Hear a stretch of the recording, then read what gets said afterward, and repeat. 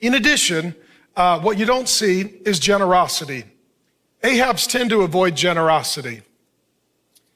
It's amazing to me that sometimes, even in the church, men who have domineering, overbearing, religious, controlling wives who quote verses because they weaponize the Bible for control. Talk about that with Jezebel. Some women use the Bible because it's another way to control. The Lord told me, I prayed about it, blah, blah, blah, false prophecy, false teaching, false prophetess. And so what happens in those occasions is it's very interesting because very rarely are those people generous, families and marriages, in my almost 30 years of ministry experience. And that is because the man is passive and the woman controls the finances.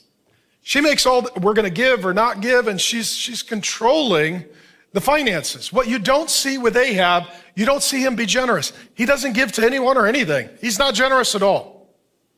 He's very self-indulgent and very selfish. Even when it comes to Naboth's field, he wants the guy's land, so how does he get it? He has his wife murder him, and then he takes it.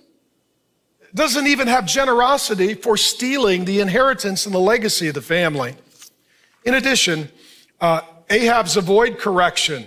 They don't like to be rebuked. If the church starts saying something that they're going to have to change, they're never going to show up again. If one guy says, hey, I need to talk to you about this, like, oh, you hurt my feelings, I can't believe you, all of a sudden it becomes a victim and emotional. The question is not, is this true or false? The question is, am I going to activate or be passive? They don't like correction and confrontation. And you don't have to be a jerk about it, but you do need to be an Elijah about it.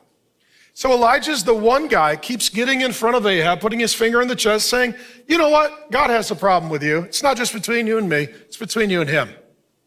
0 times does Ahab say, I'm sorry, that was wrong.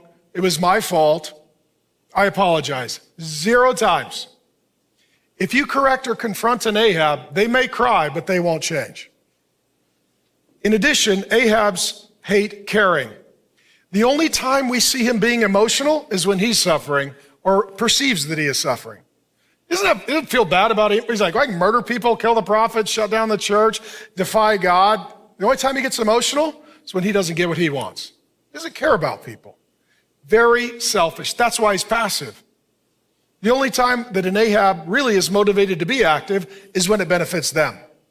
Until there's something in it for them, there's nothing done by them. In addition, they avoid dirty work. Anytime there's kind of some dirty work to do, Jezebel will do it.